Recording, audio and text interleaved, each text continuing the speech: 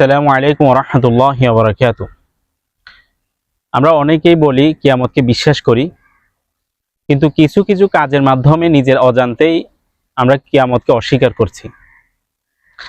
যার কিছু অংশ আল্লাহ সুবহানাহু ওয়া তাআলা সূরা মাউনে তুলে ধরেছেন। বিসমিল্লাহির রহমানির রহিম, আরাআইতাল্লাযী ইউকাযযিবু বিদ্দীন। আল্লাহ তাআলা বলেন, তুমি কি দেখেছো যে কিয়ামতকে অস্বীকার করে? ফাযালিকাল্লাযী ইয়াদুউল ইয়াতীম, সে ওই ব্যক্তি যে এতিমকে ধাক্কা দেয়, এতিমের হক আদায় করে না। ওয়ালা ইয়াহুদ্দু আলা তুআমিল মিসকিন, যে মিসকিনকে খাওয়ানোর জন্য উৎসাহিত করে না, নিজে খাওয়ায় না, অপরকে উৎসাহিত করে না।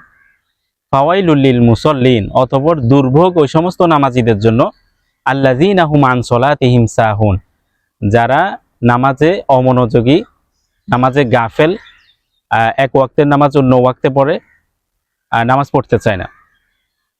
আল্লাযীনা হুম ইউরাউন, যারা লোক দেখানোর জন্য ইবাদত করে। ওয়ায়ামনাউন আল মাউন, যারা ছোটখাটো বিষয়ও মানুষকে দিতে চায় না। আপনি একটা টুপি চাইলেন, সে দিতে অস্বীকৃতি জানালো। একটা প্লেট চাইলেন কিছুক্ষণের জন্য, সে অস্বীকৃতি জানালো।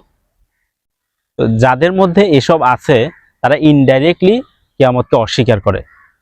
আল্লাহ সুবহানাহু ওয়া তাআলা আমাদের সবাইকে এই বিষয়গুলো বোঝার তৌফিক দান করুক। আমিন।